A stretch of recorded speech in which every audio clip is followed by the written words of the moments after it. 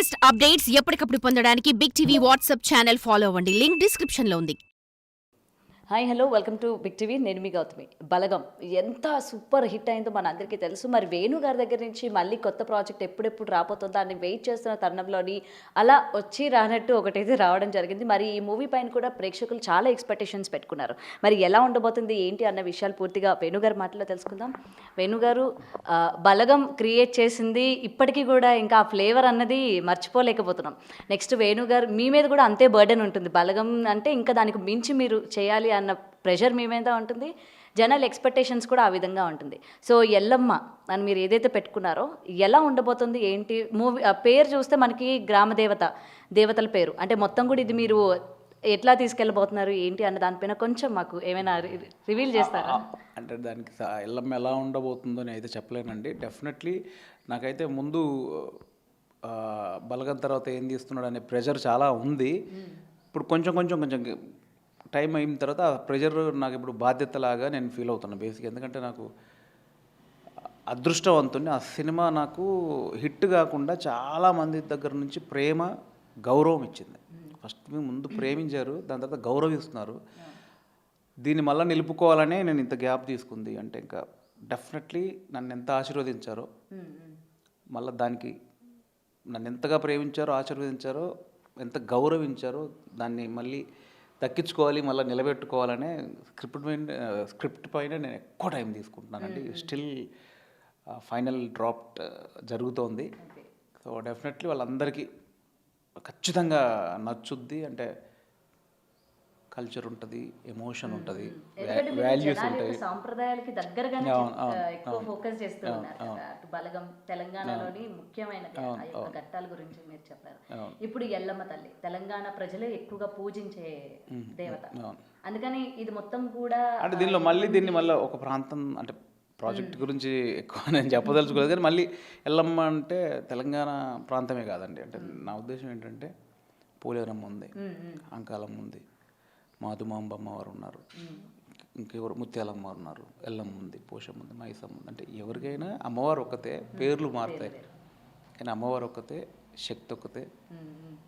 భక్తి శ్రద్ధలతో పూర్తిస్తే మనం కాపాడే అమ్మ ఒక్కతే. బట్ పేర్లు మారుతాయి, ప్రాంతాలు మారుతాయి, పేర్లు మారుతాయి, ఆచారాలు మారుతాయి, కానీ తల్లి ఒక్కతే. మళ్ళీ పోర్ట్రేట్ చేయొద్దని అంటే పోర్ట్రేట్ ఇన్ ద సెన్స్ తెలియకుండా మళ్ళీ అలా కాకుండా ఇది అందరిది అనేది నా ఉద్దేశం. సో మంచి సినిమా అండి, డెఫినెట్లీ అందరికీ నచ్చుతుంది. దాని మీద కొంచెం హార్డ్ వర్క్ చేస్తున్నాము. భయం ఉంది, భక్తి ఉంది, ప్రెషర్ ఉంది, అన్నీ ఉన్నాయి. అవన్నిటిని ఓవర్కమ్ చేసి మంచి సినిమా అందించాలన్న దాంట్లోనే కాదు. ఎప్పుడు సెట్స్ పైకి వెళ్ళబోతుంది? 25లో డెఫినెట్లీ న్యూ ఇయర్లో ఫ్రెష్గా అప్డేట్ ఇస్తామండి. ప్రొడక్షన్ త్రూ అప్డేట్ వస్తుంది. All updates, official updates already Raju గారు అనౌన్స్ చేశారు. అఫీషియల్ అప్డేట్స్ అన్ని రకాలుగా వస్తాయి. న్యూ ఇయర్లో స్టార్ట్ అవుతుంది డెఫినెట్లీ. ఓకే. సో అలాంటి కొత్త వాళ్ళకి ఏమైనా ఆపర్చునిటీస్ ఉంటాయా? డెఫినెట్లీ అండి. నేను ఇప్పుడు బలగం చూసారండి, కొత్త వాళ్ళు పాత వాళ్ళు అనే సెన్స్ కాదండి. రాసుకున్న కథలో ఆ క్యారెక్టర్ ఎవరిని కోరుకుంటుందో నేను వాళ్ళ దగ్గరికి వెళ్తాను. ఇది నేను బలగంలో అదే చేశాను, ఈ సినిమా కూడా అదే జరుగుతుంది. అంటే అదే కోరుకుంటుంది కదా. సో అది మీరని కాదు, నా కథలో మీరుంటే మీరు ఎక్కడున్నా మీ దగ్గరకు వచ్చి మిమ్మల్ని బతిలాడి మావాడి మీకు అన్ని చేసి తీసుకొస్తాం. మీరు అందుబాటులో ఉంటే నాకు లేనిది క్యారెక్టర్ లేని మాత్రం ఇవ్వలేను. అది ఏం ఎక్స్పెక్ట్ చేస్తుంది, ఏం కోరుకుంటుంది ఆ క్యారెక్టర్, కథ ఏం కోరుకుంటుంది. డెఫినెట్లీ వాళ్ళు ఎవరైనా ఎక్కడికైనా అంత దూరం వెళ్ళి ఇప్పుడు మనం మొగలే గారి దగ్గరికి వెళ్ళాం చూడండి, అది కోరుకుంది. ఎందుకంటే ప్రతిసారి ఎటువంటి ప్రాజెక్ట్స్ వచ్చినా వెంటనే క్వశ్చన్స్ రైజ్ అవుతూ ఉంటాయి. అంటే యాక్టింగ్ చేసే వాళ్ళు ఇంతమంది ఉన్నారు కదా, టాలెంట్ అంటే ఆపర్చునిటీ కోసం వెయిట్ చేస్తూ ఉంటారు. ఎప్పుడు అదర్ కంట్రీస్ నుంచో అదర్ స్టేట్ నుంచో తీసుకొచ్చి పెట్టే కన్నా, తెలుగు రాని వాళ్ళకి నేర్పించి పెట్టే కన్నా మేము ఉన్నాం కదా, దానికన్నా ఎక్కువ అవుట్పుట్ ఇచ్చే వాళ్ళం ఉన్నాం కదా అని చెప్పి ఎప్పుడు కూడా కొత్త వాళ్ళు బాధపడుతూ ఉన్న సందర్భాలు ఉంటాయి. సో అందుకనే నేను మిమ్మల్ని క్వశ్చన్ అడగాల్సి వచ్చింది అనమాట. కొత్త వాళ్ళకి మళ్ళీ మీరు ఆపర్చునిటీ ఇస్తున్నారా ఏంటి అని చెప్పి. ఇప్పుడు నేను ఎవరినో ఉద్ధరించాలని సినిమా తీయట్లేదు, ఎవరినో త్యాగం చేయాలని సినిమా తీయట్లేదు. నా సినిమా బాగుండాలి, నా సినిమా హిట్ అవ్వాలి, మా ప్రొడ్యూసర్ గారికి డబ్బులు రావాలి, యాక్టర్లకు మంచి పేరు రావాలి, దర్శకుడిగా నాకు పేరు రావాలి. ఏదైనా ఈ ప్రాసెస్, ఈ ప్రాజెక్ట్ వర్క్ అవ్వడానికి ఎవరు యూజ్ అవుతారో వాళ్ళనే తీసుకుంటారండి. ఏ ప్రొడ్యూసర్ అయినా, ఏ డైరెక్టర్ అయినా. ఎందుకంటే అంత కష్టపడి చేసేది ఆ ప్రాజెక్టు బయటకు వచ్చి అందరికి రీచ్ అయితేనేమో కదా మా కష్టం. ప్రతి ఒక్కరు మా సినిమా చూసి మెచ్చుకుంటేనే కదా మా కష్టానికి ఒక అర్థం ఉంటుంది. ఆ ప్రాజెక్ట్ ఏం కోరుకుంటుందో అదే. ఇప్పుడు మీరు నాకు ఇంటర్వ్యూకి వచ్చారు, నా వాయిస్ బాగుండాలంటే ఏ మైక్ వాడాలి, నేను బాగా పాడాలంటే ఏ కెమెరా, అదే వాడతారు తప్ప మా ఇంట్లో ఎప్పటి నుంచి ఉందని ఒక వాడరుగా. మీ క్వాలిటీ మీకు కావాలిగా, అక్కడ బ్రేక్ చేయరుగా, అంతేగా, మాది అంతేగా. దానికి ఎవరు అవసరం ఏందనేదే ముఖ్యం అనేది నా ఉద్దేశం. అది ఇప్పుడు బలగం లాంటి సినిమా వచ్చినప్పుడు అందరు కొత్త వాళ్ళు వచ్చారుగా. ఇప్పుడు నెక్స్ట్ ఇంకో సినిమా దానికి అవసరం లేదేమో, దానికి నోటెడ్ యాక్టరే అవసరమేమో, అదే తీసుకుంటుంది అంతే తప్ప మనం వీళ్ళు ఉన్నారు కదా వీళ్ళు తీసుకొని వాళ్ళు లేరు కదా అని అట్లా ఉండదని నా ఉద్దేశం.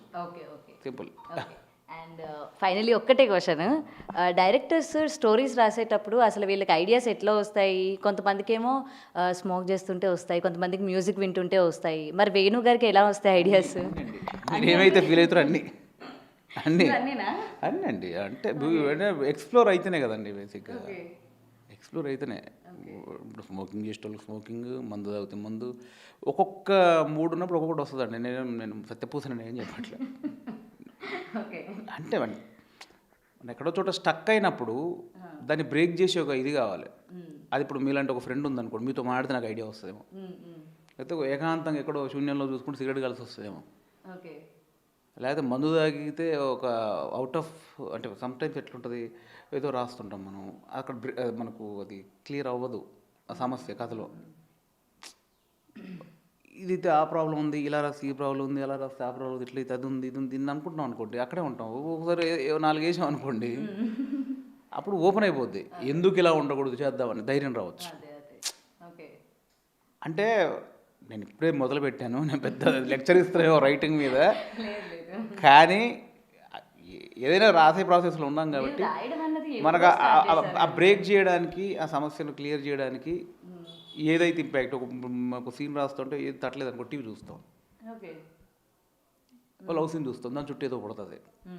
అందుకే ఆ సీన్ ఏం డిమాండ్ చేస్తే ఆ అంబియన్స్లో అందరు రాస్తారండి. అది కామన్, అది పెద్ద పెద్ద శ్రీ గారి దగ్గర నుంచి అంతే కదండి. వ్యాపకం ఉండాలి, ఉంటేనే దాన్ని బ్రేక్ చేసి అవుట్ ఆఫ్ స్కేల్కి వెళ్తేనే కొత్తది పుడుతుంది.